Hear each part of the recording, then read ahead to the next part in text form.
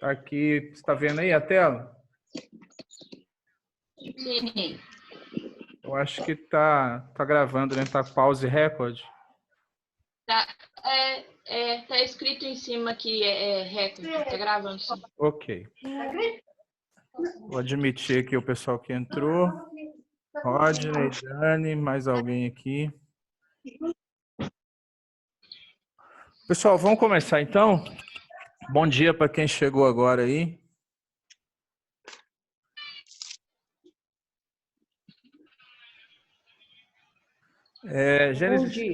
Gênesis 15, como eu disse. Espera aí que tem mais alguém tentando entrar aqui. Bia. Já admiti aqui. Vamos orar então. Aí nós vamos orar. Eu vou pedir para vocês mutarem o microfone de vocês. E quando vocês quiserem fazer alguma pergunta, vocês abrem o microfone, chamam, e a gente vai abrir para pergunta, ok? Alguém voluntariamente, por favor, faz uma oração.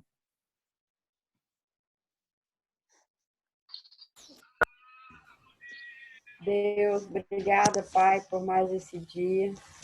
Obrigada, Deus, porque o Senhor tem cuidado de nós. Obrigada, Pai, pelo todas as coisas que temos passado, porque sabemos que o Senhor tem propósito para tudo na nossa vida. Agora, Senhor, abre nossa mente, nosso entendimento, para aprendermos um pouco mais da Tua palavra. Abençoa o Wilson, Pai, que vai falar. Em nome de Jesus. Amém. Amém.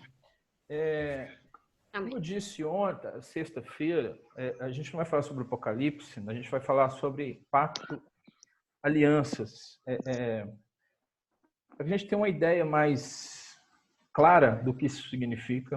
A gente ouve falar em pacto de obras, a gente ouve falar em pacto de graça, né? Muitas vezes há uma confusão nisso, e o objetivo é tentar clarear isso um pouquinho hoje.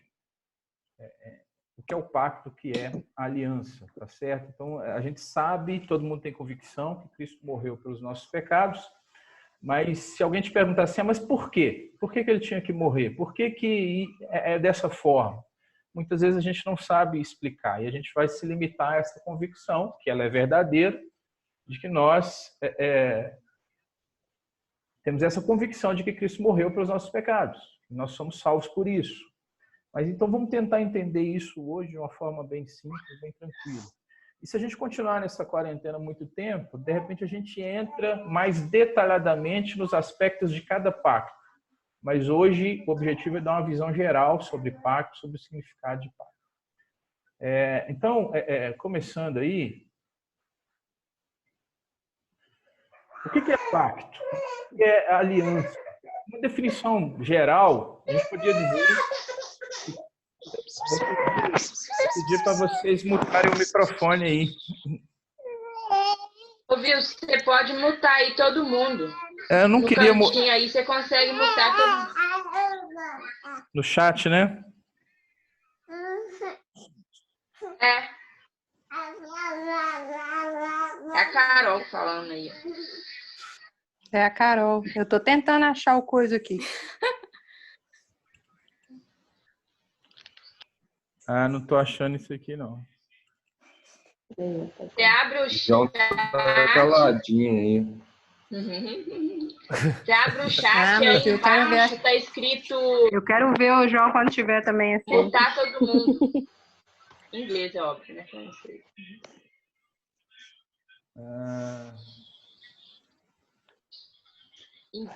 Lá embaixo, você abre o chat, aí lá embaixo tá mutar todo mundo ou então liberar todo mundo. Seria aqui, não? Já achei, já, viu? Agora eu já silenciei aqui, ó. Beleza, obrigado. Eu não queria mudar todo mundo, porque se alguém quiser fazer alguma pergunta, eu não vou conseguir ouvir, né? Aí cada um administra aí. Então, uma definição geral seria que pacto, aliança é um laço, é um acordo, né, que vai prender, unir, aí depende do seu ponto de vista, duas ou mais partes, sejam entidades, sejam pessoas, estados, e se comprometem numa mútua amizade, auxílio mediante a observância de condições. Então, um ajuste, uma convenção, um acordo, um tratado. Então, nós estamos ligados à aliança, a pacto no nosso dia a dia. Isso é algo cotidiano para a gente. Então, o que é um exemplo de pacto de aliança? Casamento. O casamento é um pacto de aliança. Você tem duas pessoas que se unem com um propósito de amor, de amizade, de auxílio mútuo. Nesse pacto são estabelecidas algumas condições, né? Então, aqueles votos que são proferidos lá, né? Prometo amar-te, respeitar-te, ser-te fiel até que a morte nos separe, etc. Uma condição desse pacto. Então, as duas pessoas se comprometem com isso, e elas se prometem a observar esses preceitos, a não descumpri-los, né?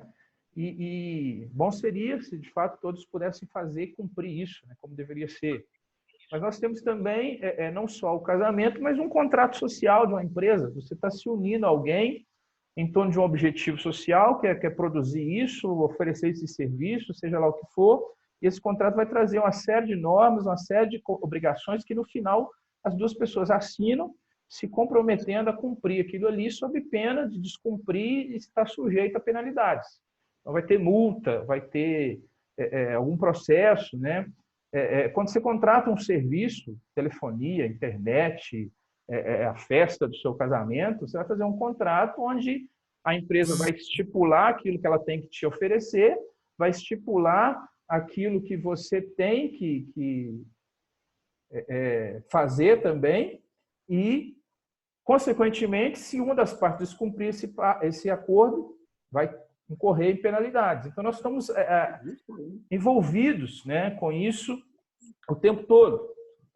Nós estamos envolvidos com essa questão. Então, não é um conceito que seja novo para a gente, né? Não é um conceito que seja difícil de entender. Só que a ideia aqui é trazer isso para um conceito teológico, para um conceito bíblico, para que a gente possa compreender melhor essa questão, né? Então, teologicamente, né, como seria a questão do pacto? Então, eu trouxe aqui algumas definições, poderia ter trago mais, mas eu acho que essas que eu trouxe aqui vai servir para a gente entender. Então, primeiro, tá aí, é que esse formato de pacto na Bíblia, ele é um elemento crucial, onde o plano da redenção se torna uma espécie de chave para entender toda a Escritura. Esse conceito é do Sproul. O que o pessoal ainda está entrando aqui? O que o Sproul está querendo dizer com isso? Que esse elemento do pacto na Bíblia, ele está presente de uma forma que ele torna as Escrituras uma unidade só, né? Então, ele é um elemento crucial para que a gente possa entender o plano de redenção desde o início até se concretizar em Cristo, né? Então, ele se torna essa chave para se entender. Alguém quer falar alguma coisa? Alguém falou alguma coisa aí? Se não, eu vou pedir para mutar o microfone aí quem está entrando agora. Aí, se quiser fazer uma pergunta, pode falar. Um outro conceito está no livro Cristo dos Pactos, e esse livro ele traz todas as alianças. E o Palmer Robertson, que é o autor desse livro, ele vai dizer o seguinte: olha, aliança é um pacto de sangue soberanamente administrado. Então, quando Deus entra em relação de aliança com os homens, ele de maneira soberana institui um pacto de vida e de morte. Então, a aliança é o pacto de sangue, um pacto de vida e morte soberanamente administrado. Então, esse conceito que ele trabalha, eu acho muito interessante a gente partir dele, ou trabalhar, melhor dizendo, a partir dele, e considerar os três aspectos que ele coloca aqui. Os três aspectos dessa definição. Primeiro é que é um pacto. E nós já vimos a definição de pacto, que envolve duas partes. O segundo é que ele é um pacto de sangue.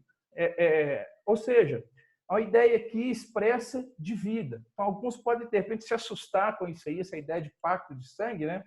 Porque a gente tem hoje essa ideia presente lá no centro de macumba, né? No sacrifício lá de animais. Alguém quando fala assim, não, o fulano fez um pacto de sangue. Então, isso às vezes nos assusta um pouco, porque a gente não está acostumado exatamente com essa definição que é bíblica, não é? Então, o pacto ele tem um aspecto de pacto de sangue, porque sangue significa vida, né? O sangue representa a vida, não é? Então, nós vamos começar a entender isso melhor a partir do momento que a gente tiver consciência disso. O pacto é uma relação entre duas partes, pelo menos, e que é um pacto de sangue, ou seja, que envolve responsabilidade de vida e de morte. Então, essas implicações do pacto, elas se estendem até as últimas consequências. Então, não é algo que pode ser considerado casual ou informal. Então, tanto que a tradução, a melhor tradução para a expressão hebraica, quando aparece na Bíblia lá fazer uma aliança, seria cortar uma aliança. Não é? Seria melhor traduzido dessa forma. Mas se tivesse traduzido simplesmente lá, Deus cortou uma aliança com Abraão, talvez a gente não entendesse. Então, o tradutor opta por colocar fazer uma aliança. E nós vamos entender em Gênesis 15, quando a gente lê, o porquê de cortar uma aliança é uma expressão melhor. Né? Então, há, na ideia do sangue, um penhor de vida e de morte. Né? Hebreus 9, 22 vai dizer que sem derramamento de sangue não há redenção. Então, para a gente entender melhor esse aspecto, a vida está no sangue. Então, o pacto ele tem um aspecto que é um pacto de sangue. E o terceiro aspecto dessa definição aí do Palmer é que ele é soberanamente administrado. Então, o que isso quer dizer? Quer dizer que é Deus que formaliza e administra o pacto. Né? Então, é uma aliança que é estabelecida de forma unilateral. É Ele quem dita os termos da sua aliança. Né? Seja a aliança com Adão, seja a aliança com Noé, seja a aliança com Abraão, com Moisés, com Davi, ou a nova aliança, ela é instituída por Deus, é Deus que determina os termos dessa aliança. Então, Ele administra isso soberanamente. Né? O homem entra nessa aliança, mas é Deus quem a administra, é Deus quem estabelece. Por isso, o pacto ele é soberanamente administrado. Então, o pacto ele é um pacto de sangue e ele é soberanamente administrado. Então, sobre essas alianças que eu citei, Adão, Moisés, Noé, se nós tivermos tempo, se isso durar mais tempo, ou depois lá na igreja, nós podemos trabalhar os aspectos individuais de cada aliança. Mas hoje é importante saber que todas elas cumprem esses três aspectos dessa definição. Dito isso, a sua Bíblia deve estar aberta em Gênesis 15.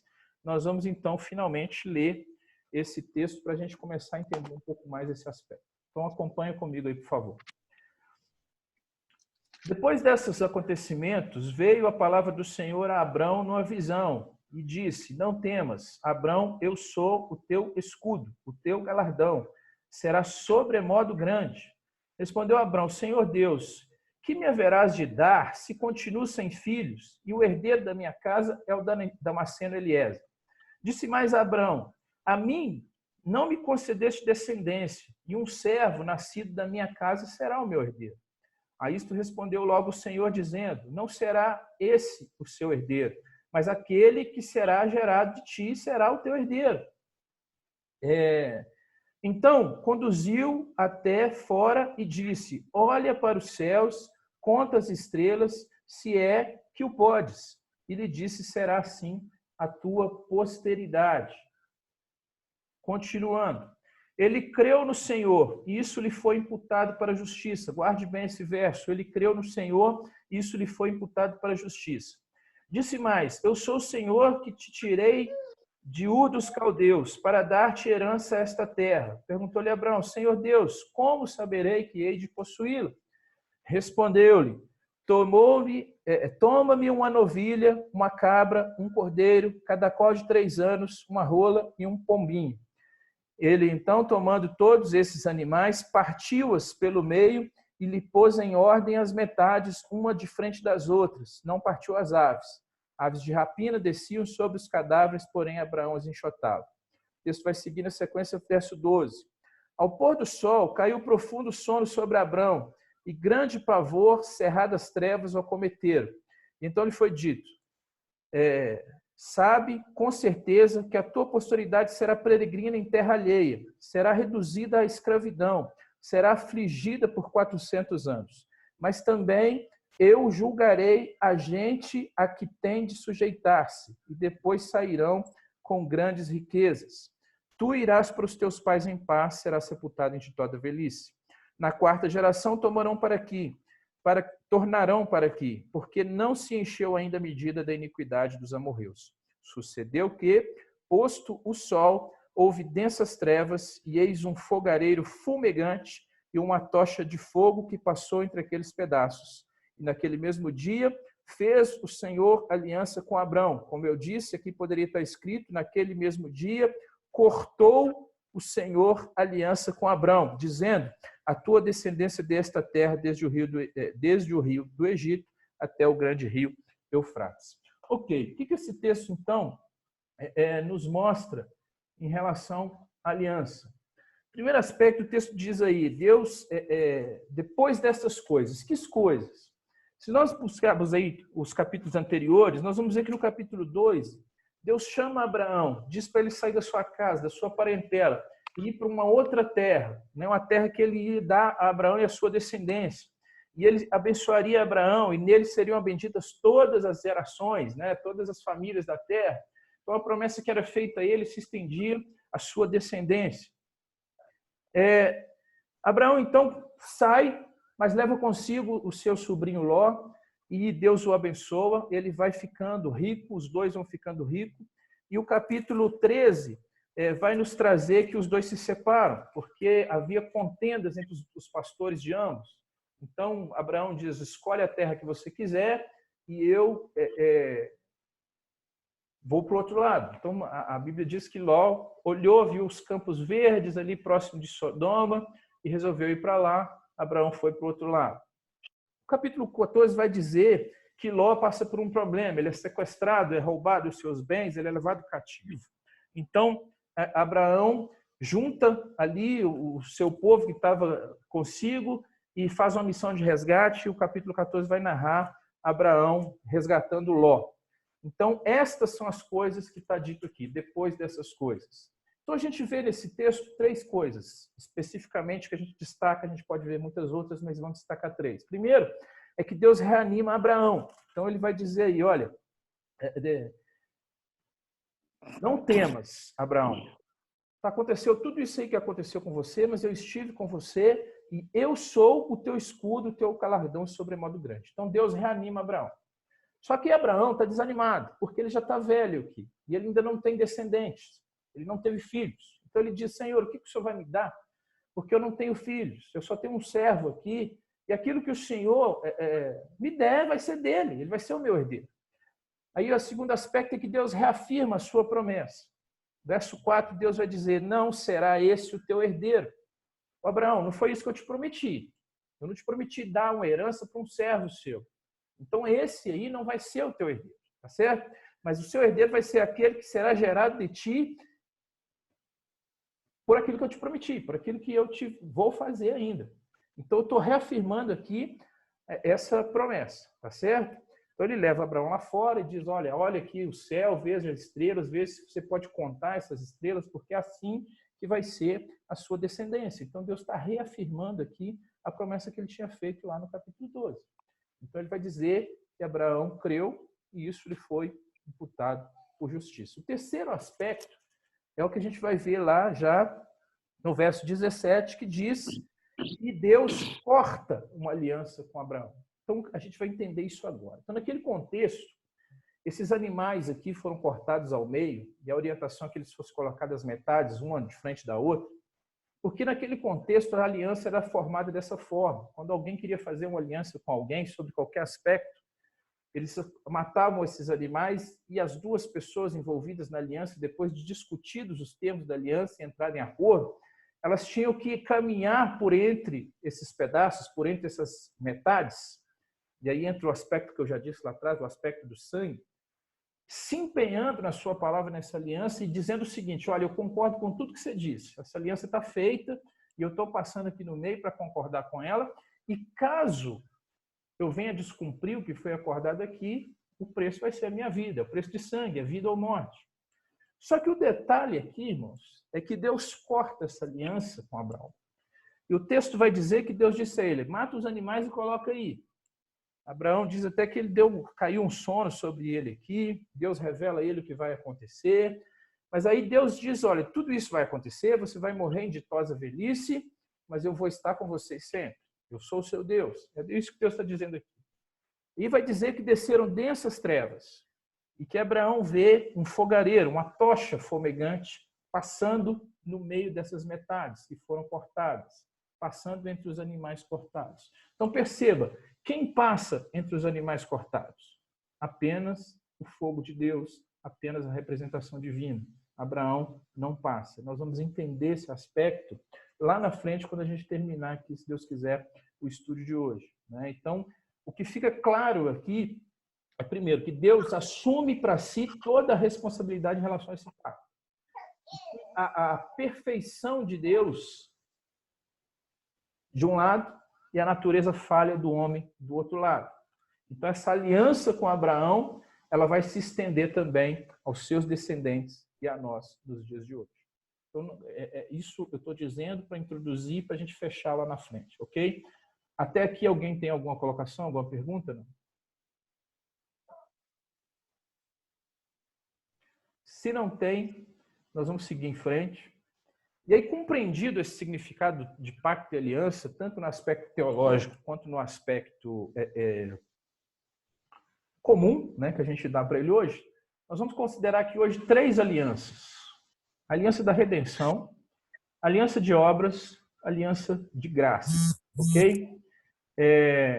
A aliança da redenção, segundo o Sproul, é um conceito teológico que se refere à harmonia e à unidade de propósito que existe desde toda a eternidade em termos de mútuo relacionamento e concordância das 3 pessoas da Trindade. Então, em outras palavras, o que ele está dizendo aí? As 3 pessoas da Trindade, o Pai, o Filho e o Espírito Santo, elas estão de acordo, em harmonia, desde a eternidade, na execução da obra da redenção.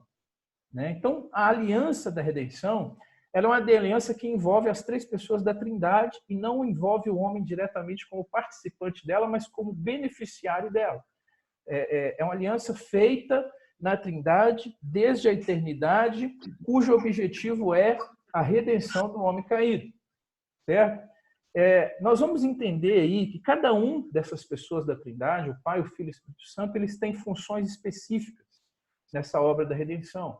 O Pai é aquele que decreta e inicia a obra redentiva. O Filho é aquele que executa essa obra, nós vamos chamar isso de expiação, e o Espírito Santo é aquele que aplica a obra do Filho em nossos corações.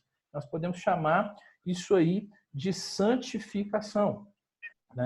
Então, essas funções distintas nessa obra da redenção, contudo, ela não, essas funções sendo distintas, ela não traz desarmonia, ela não traz confusão, pelo contrário, existe harmonia.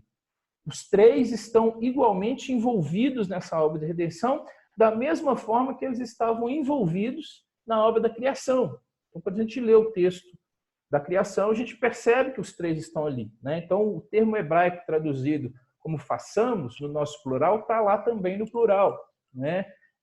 O João vai escrever o seu evangelho e vai dizer que no princípio era o verbo estava com Deus, o verbo era Deus, ele estava no princípio com Deus, todas as coisas foram feitas por intermédio dele, sem ele nada do que foi feito se fez, e nós vamos também ver ali a presença do Espírito Santo. Então, há harmonia. Não há disputas. É interessante a gente entender isso, porque às vezes algumas pessoas têm uma visão de Cristo nesse papel como aquele que vai dissuadir Deus de derramar a sua justiça, quando na verdade não é isso. A obra de Cristo não é essa. Cristo vem para executar aquilo que o próprio Pai decretou, aquilo que já estava nos decretos do Pai. Então, Cristo não é aquele que vai dissuadir Deus de executar a sua justiça. E também a gente vai ver que ele não faz isso de má vontade. Então, quando lá no Getsemane, quando ele ora e diz, Pai, se possível, afasta de mim esse cálice, contudo, não seja feita a tua vontade, não seja feita a minha vontade, mas a tua, desculpa. Ele não está dizendo com isso que bom, já eu não estou afim de fazer, mas já que é a vontade do Senhor, eu vou lá fazer. Não é isso que ele está fazendo. O que ele está dizendo é, se isso lhe agrada, Pai, se isso te honra, se isso te glorifica, eu o farei. Então, precisa ficar bem claro para a gente que os 3 têm funções distintas, mas que não há choque nessas funções, não há confusão, pelo contrário, há harmonia e essa harmonia desde a eternidade para a redenção do homem. Então, essa talvez seja a mais tranquila da gente entender, é a aliança da redenção. Sobre a aliança da redenção, alguém quer fazer alguma pergunta? Estou vendo que o pastor está aí também. Se quiser fazer alguma colocação, fica à vontade agora, senão a gente vai prosseguir.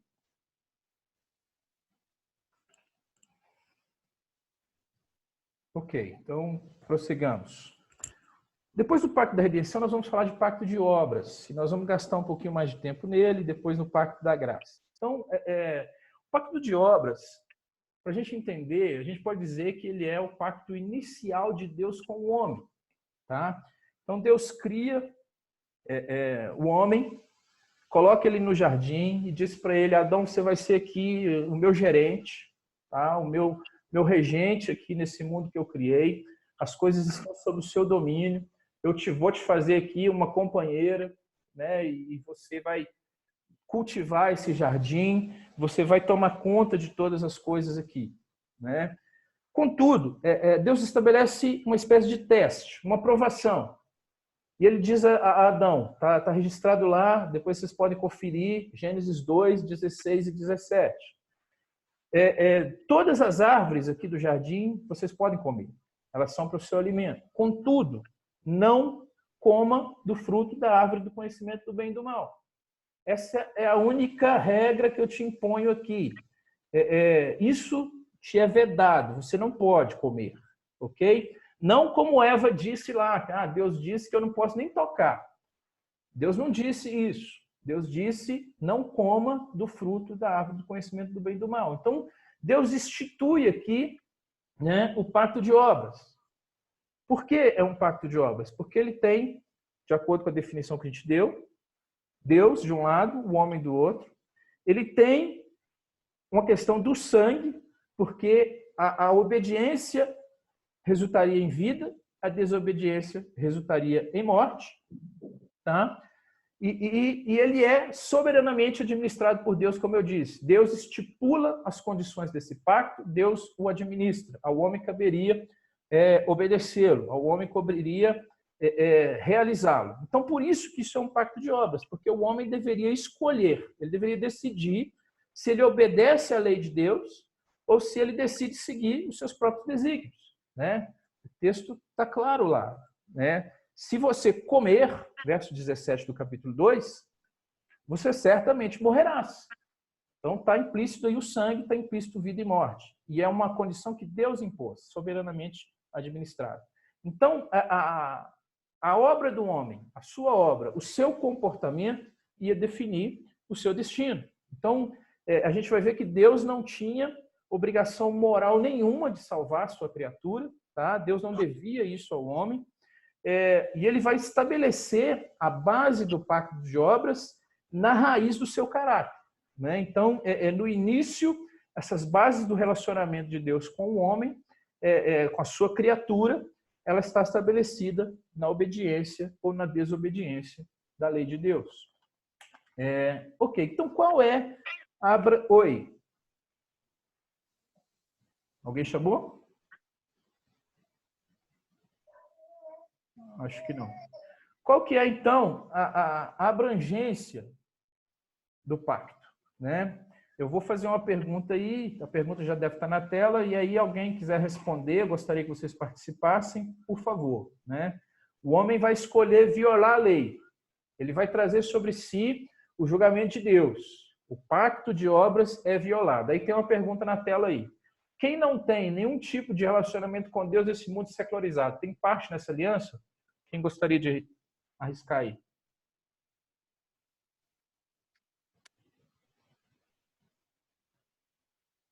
Vocês estão me ouvindo, né?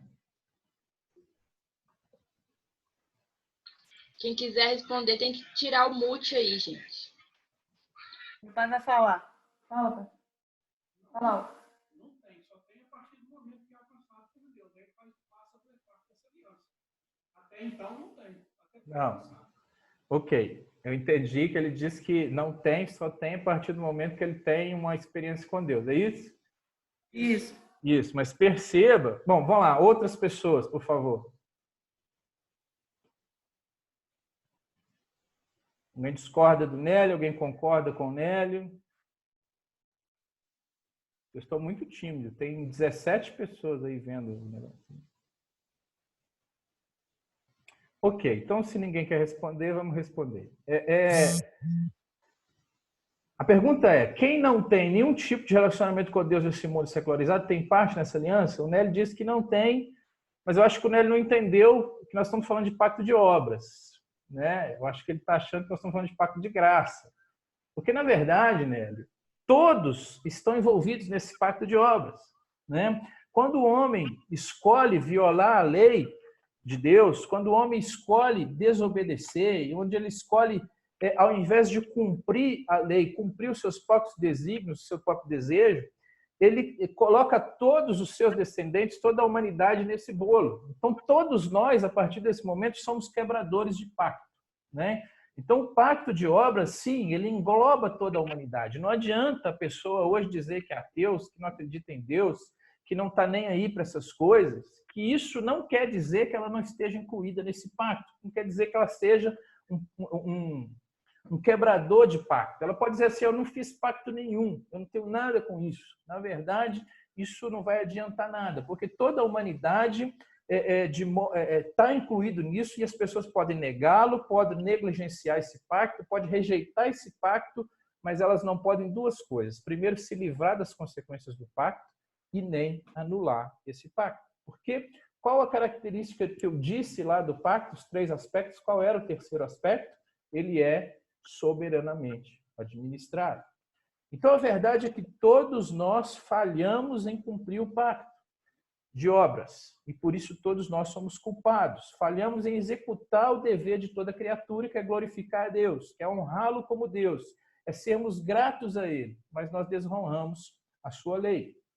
Então, é a esse mundo de quebradores de pacto que Cristo é enviado, ok? E aí entra o terceiro aspecto que a gente vai trabalhar, que é o pacto da graça. Então, ou seja, a partir do momento que o homem quebra o pacto de obras, não como um plano B, porque se vocês lembram, eu disse que o pacto da redenção, ele é uma unidade das 3 pessoas desde a eternidade. Então não é um plano B de Deus para consertar o que o homem fez. Mas a partir do momento que ele quebra o pacto, nós todos somos quebradores de pacto e a única maneira de voltarmos à comunhão com Deus é através do pacto de graça.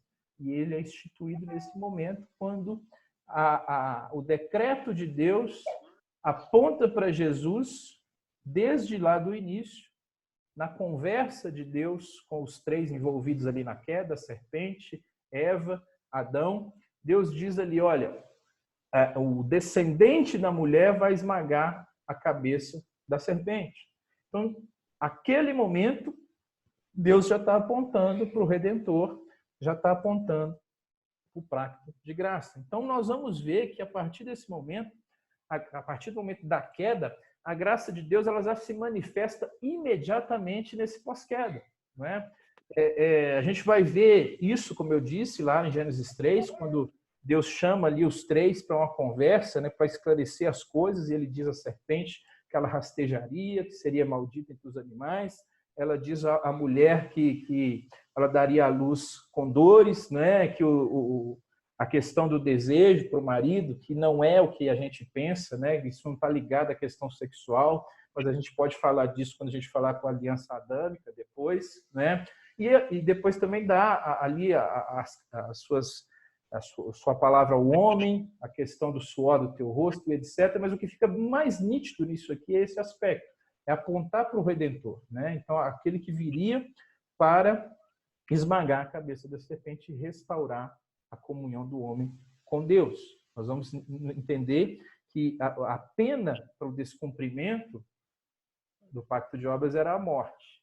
E nós podemos ver também na aliança com Adão os 3 aspectos dessa morte, mas fundamentalmente o pior problema para Adão naquele momento, a morte significava para ele ali o rompimento com aquele que era a fonte da vida, o rompimento com o seu Criador, não é?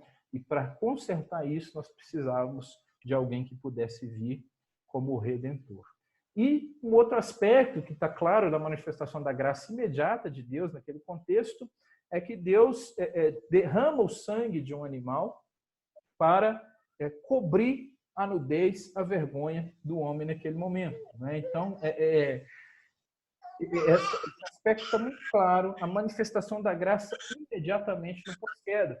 E nós vamos ver isso ser transferido depois a Adão, Noé, Abraão, Moisés, Davi, e todo o Antigo Testamento vai experimentar desse pacto de graça pela promessa de salvar o seu povo culpado, né? Então, ainda que Jesus não tenha nascido no período do Velho Testamento, nós vamos ver as promessas do Novo Testamento e os pactos que são feitos posteriormente com Noé, de preservar ali a sua descendência, não é? Com Abrão, como nós vimos aqui também, de fazer dele uma grande nação, depois com Moisés, de preservar o povo, depois de Davi, de manter no seu trono um rei que reinaria para todo sempre, ali, né? A descendência de Davi reinando para todo sempre, se cumprindo em Cristo Jesus. Nós vamos ver as promessas feitas através das profecias dos profetas, sobretudo Isaías, isso fica muito claro, apontando para o servo sofredor, apontando para aquele que seria o resgatador de Israel, e nós vamos ver a palavra de Deus prometendo a Israel sempre manter um remanescente, né? Então, essa promessa de graça está viva em todo o Velho Testamento. E a gente tem, às vezes, uma mania de querer separar Velho Testamento e Novo Testamento. Mas, na verdade, o Velho Testamento ele aponta para Cristo o tempo todo, e o Novo Testamento ele cumpre aquilo que o Velho Testamento estabeleceu. Então, não há como separar, não há como tirar a unidade das Escrituras. Então, concluindo que a salvação vem pela graça, seja no Antigo ou seja no Novo Testamento, né? E aí entra uma questão interessante, que alguém pode perguntar assim, mas como é que Deus salvava as pessoas do Antigo Testamento, já que Cristo veio depois e ele é o Redentor, né? Alguém quer falar sobre isso aí? Como é que Cristo salvava as pessoas, ou melhor, como é que Deus salvava as pessoas no Velho Testamento, uma vez que o Redentor vem no Novo Testamento? Estamos falando aí nesse contexto de pacto, de obras, de graça. Alguém tem alguma noção? Alguém quer falar sobre isso? Sempre foi do mesmo jeito. Aí sim. Aí sim. Gostei da participação. Vamos participar, gente. Vocês estão dormindo ainda, não? O André disse que sempre foi do mesmo jeito. E a resposta está correta, porque sempre foi por graça. Então, da mesma forma que Deus nos salva hoje, após o Novo Testamento, era a mesma forma que ele salvava no Velho Testamento, né? Se você ler depois Romanos, capítulo 3, capítulo 4, capítulo 5, Paulo vai deixar isso bem claro, né? Que não eram as obras que aquele povo fazia, né? Que Abraão, e ele vai dizer especificamente o exemplo de Abraão, não foi justificado pelas suas obras, não foi justificado pela lei, mas ele foi justificado pela fé no Messias prometido, né? Eu vou ler aqui Romanos, capítulo 4, para exemplificar isso. Romanos 4, de 1 a 5.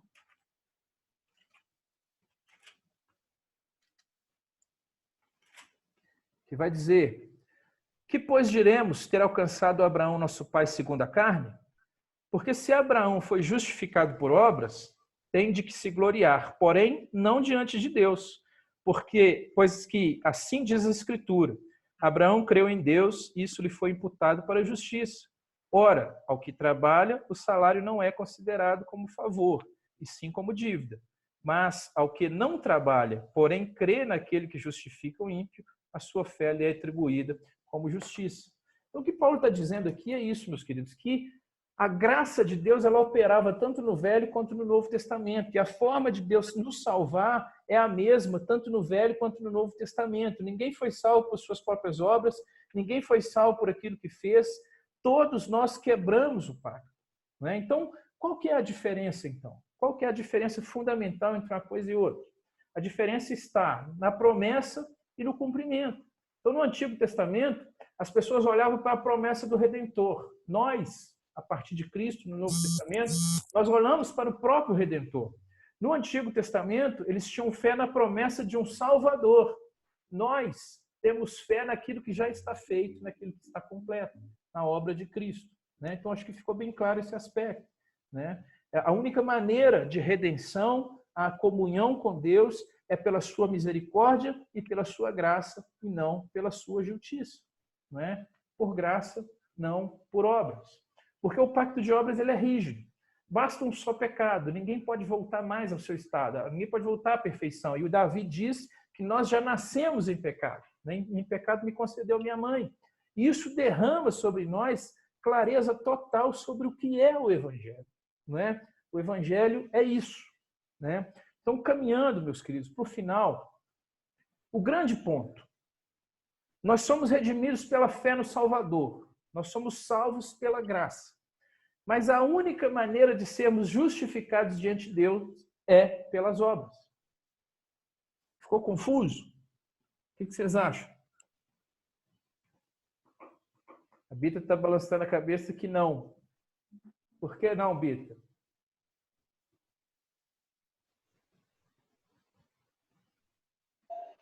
Ué, porque Tira o mute, Bita. eu já tirei. Porque quando você é salvo pela graça, a obra que você faz, ela é natural, ela não é uma forma de... Eu explico. Você não está tentando barganhar. Entendi. Você já foi justificado. Então, você dá fruto daquela salvação. Entendi. Você está selecionando, então, as boas obras que ele mesmo preparou para que nós andemos nela, né? Nós não podemos usar a questão como uma muleta para os nossos pecados. Nós seremos julgados pelas nossas obras. Isso está bem claro no Apocalipse lá. As nossas obras são nossa responsabilidade. Mas, E é igual fala Jesus fala que ligado na videira, né, a gente dá fruto, né? Sim. Ok. Mais alguém? Obrigado, Bita. Bom dia, irmãos. Dia. Primeiro, muito obrigado pela oportunidade, né, de poder vê-los assim juntos. É uma sensação assim de proximidade, né? Legal. A ideia é bem essa que a Bita está estabelecendo aí. É uma questão de obras, não no conceito de mérito, mas de obras que evidenciam aquilo que, por obras, Cristo fez por nós, né? Da obra de Cristo. E é interessante essa questão que o senhor está colocando, presbítero Wilson, porque essa questão do pacto, ela sempre vai descansar na pessoa de Adão. Como na pessoa de Adão, né? E foi muito interessante quando o senhor colocou aí a questão da graça, mesmo no pacto das obras, porque sempre, de fato, foi por graça. Adão, primeiro Adão, e depois no segundo Adão. Observa essa questão. Que tanto um é o representante federal da humanidade, por isso é importante o pacto das obras, para a gente entender da impossibilidade de salvação, né? Por meio delas em si, e o segundo Adão, aí, que é Cristo, em plena obediência, e tanto um aspecto quanto o outro, de fato, aponta para essa graça, que sempre foi o meio que Deus se utilizou para salvar o seu povo. Obrigado, pastor. Prazer falar com o senhor, então, um tempinho. É isso mesmo, irmãos. A Bita colocou, está certo, o que o pastor colocou está certo. A questão é que as nossas boas obras, foi ele mesmo que preparou, tá? O que está lá, salvo engano, agora em Efésios, né? As boas obras, do capítulo 2, que ele mesmo preparou para que andássemos nela. Então, isso é um reflexo daquilo que Cristo fez. Então, quando eu digo aqui que nós somos redimidos pela fé no Salvador e pela graça, mas, ao mesmo tempo, a única maneira de sermos justificados de Deus, diante de Deus, é pelas obras, é porque as obras aqui, no caso, são as obras de Cristo, não é? Então, as obras perfeitas de Cristo, não é? Nós somos justificados pelas obras, a base da nossa redenção é essa, assim como a base da nossa justificação são as perfeitas obras de Cristo. Então, assim, nós somos salvos pela fé, nós somos salvos pela graça, porque as obras não são as nossas, mas são daquele que se submeteu a todas as obras do pacto, né? Então, o pacto de obras ele deve ser distinguido, mas ele não deve ser separado do pacto de graça. Então, o Sproul vai falar de novo aqui que o pacto da graça ele é o pacto que Deus institui para assegurar que o pacto original, o pacto de obras, seja finalmente guardado. Então, nós somos salvos pelas obras, mas não são as nossas obras, são as obras de Cristo. Isso precisa ficar bem claro para a gente, né? O pacto de obras ele não está separado do pacto de graça. Eles são distinguidos, eles são distintos. Mas o pacto de graça nada mais é do que Cristo cumprindo aquilo que Adão não conseguiu, o pacto de obras, ok? E para encerrar, o pastor já falou aí sobre a questão do primeiro e do segundo Adão.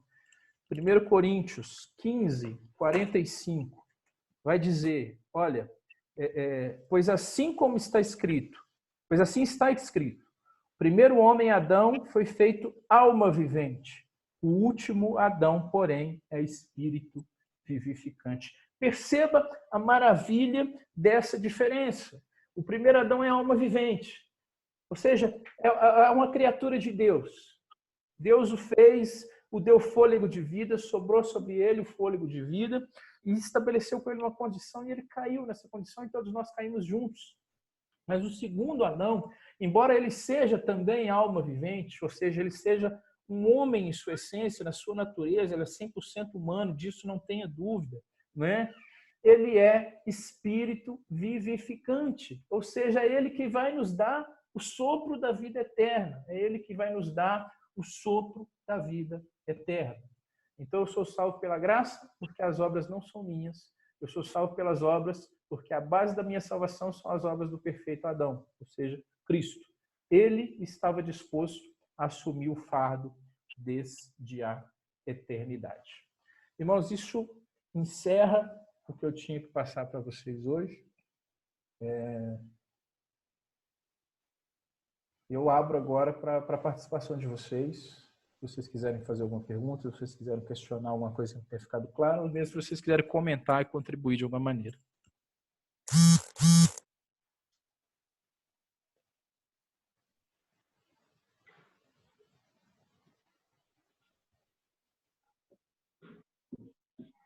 Ô, filhão.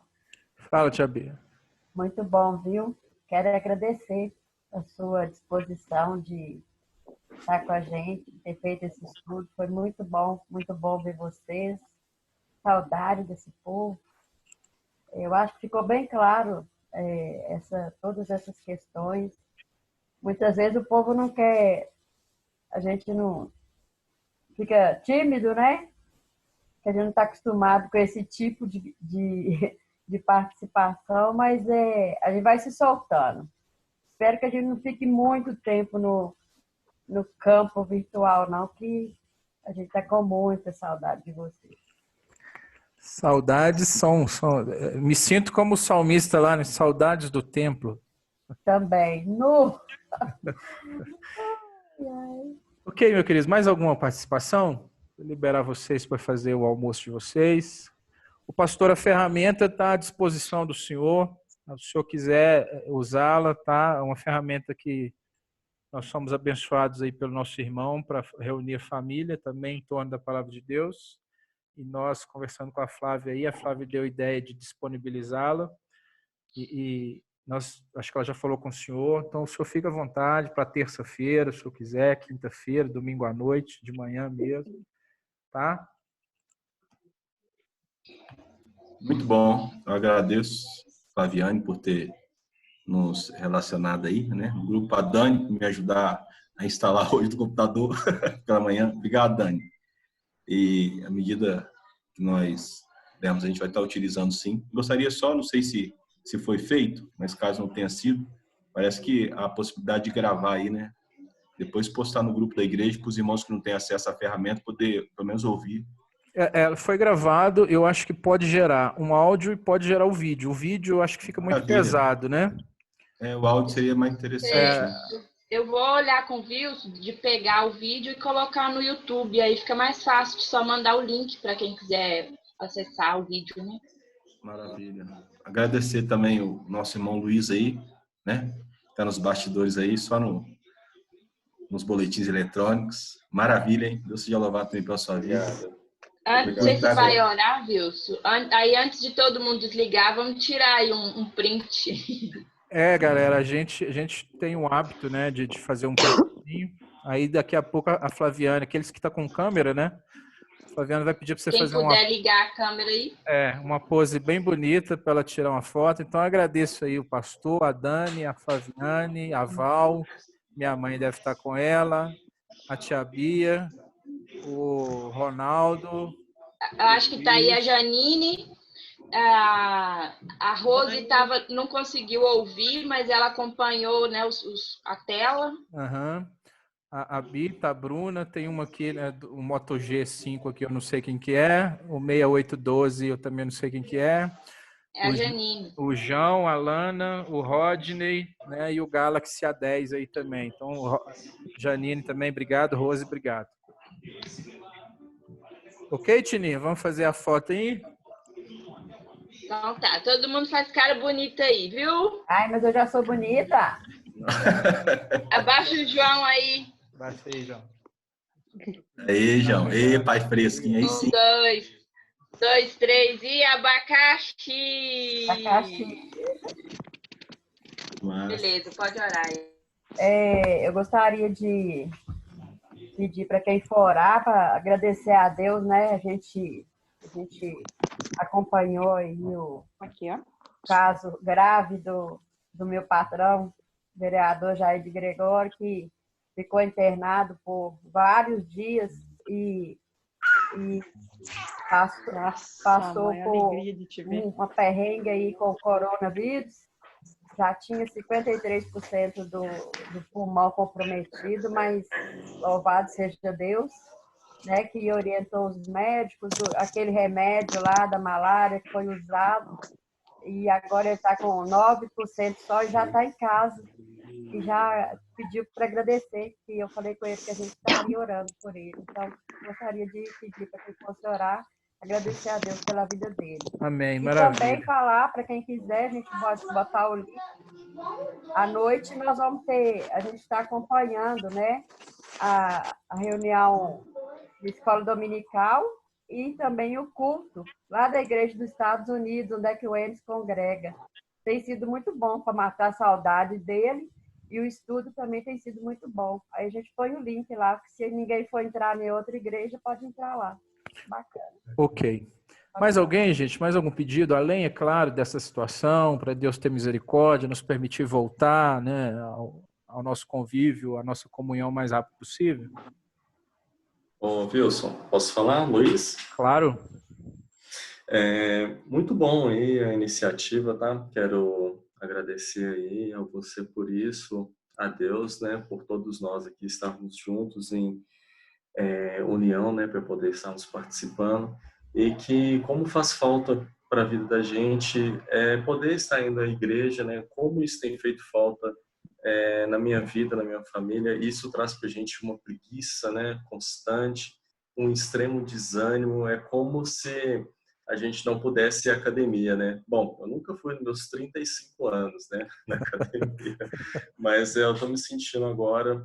A gente vem de um ritmo bacana, uma rotina bem legal e interessante, mas assim, como a igreja tem sido algo importante na minha vida.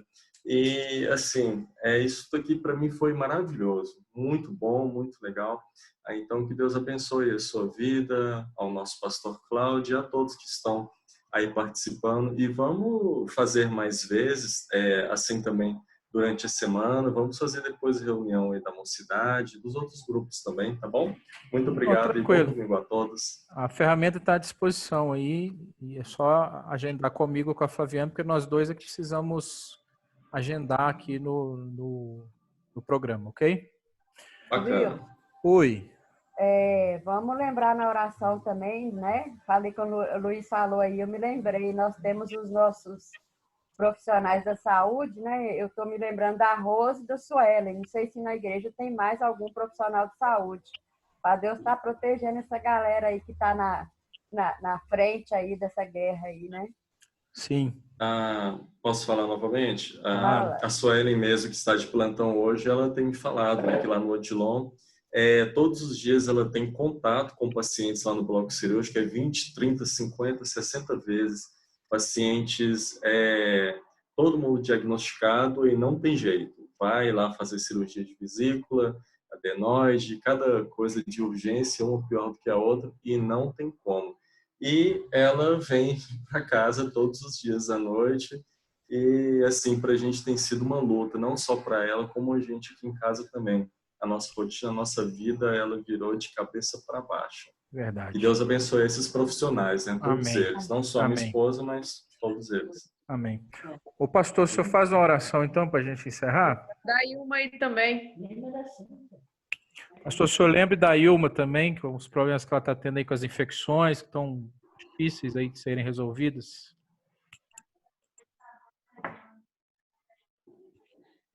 O pastor está aí ainda? Estou, meu irmão. Ok. O senhor faz a oração então para a gente encerrar, por favor, lembrando aí dos pedidos que foram feitos. Vamos orar. Mais uma vez, muito obrigado pela oportunidade concedida, tá? Okay. Muito bom revê-los. Santo e eterno Deus, louvamos o teu nome, te damos graças pela manhã que o Senhor nos concede, esse dia estabelecido como sendo o dia do Senhor.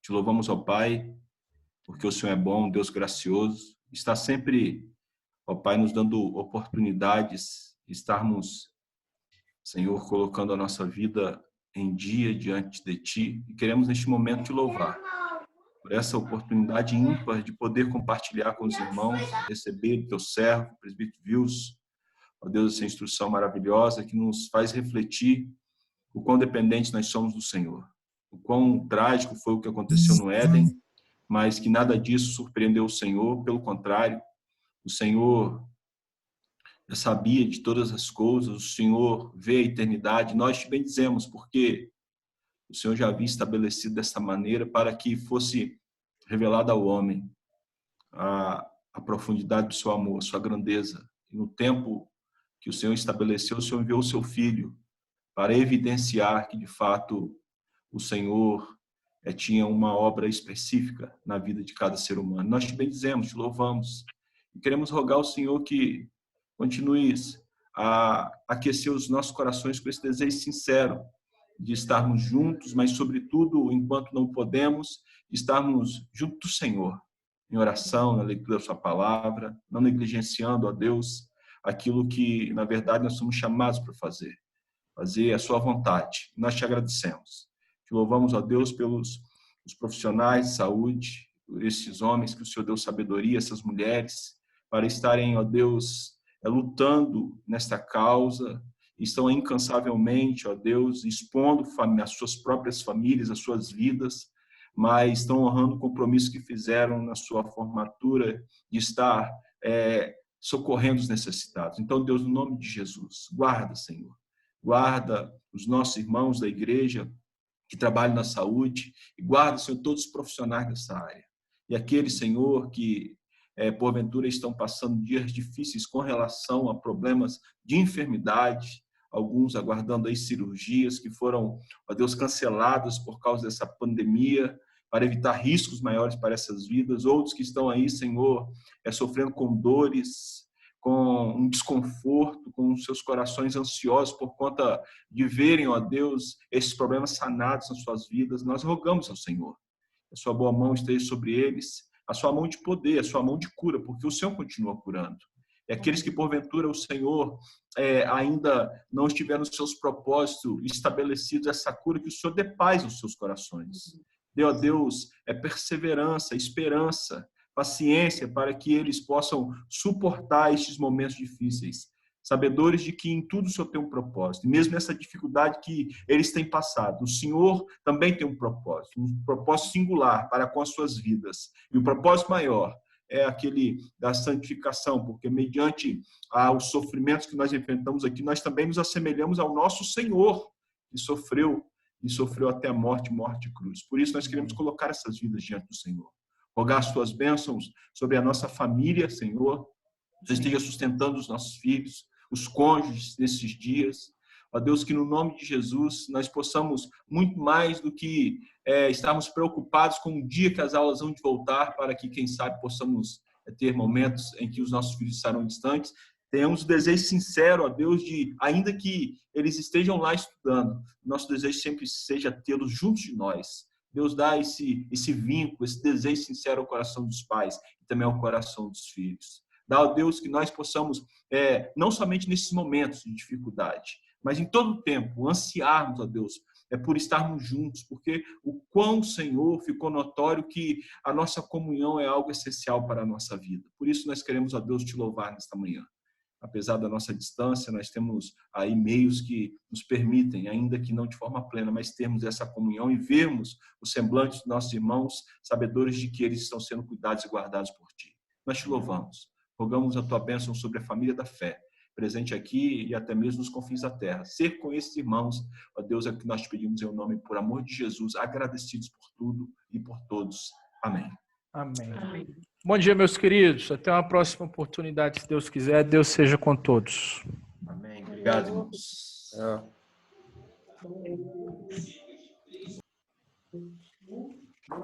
Ô, Bita, mostra o João aí pro povo, Bita. O João? Peraí, eu continuo vendo a tela do Wilson aqui. Cadê o menino?